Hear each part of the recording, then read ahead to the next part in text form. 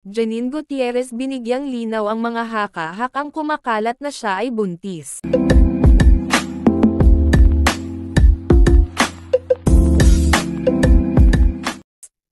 Nagsalita na nga si Janine Gutierrez tungkol sa kumakalat na isyong siya umano ay nagdadalantaw. Ayon sa aktres, walang katotohanan ang mga balitang iyon. Nilinaw niyang hindi siya buntis at walang basehan ang mga haka-haka tungkol dito.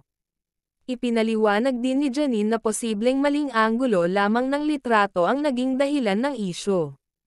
Maaari rin daw na ang kanyang kasuotan sa ilang mga event ang nagbigay ng impresyong siya ay nagdadalantaw.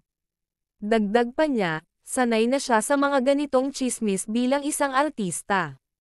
Gayunpaman, hiniling niya sa publiko na huwag agad maniwala sa mga walang kumpirmasyong balita.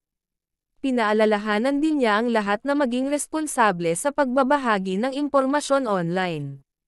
Sa kabila ng isyu, nanatiling kalmado at positibo si Janine sa pagtugon sa mga tanong ng media. Ayon sa kanya, mas mainam na pagtuunan ng pansin ng mga tao ang kanyang mga proyekto kaysa sa mga walang katotohanang tsismis.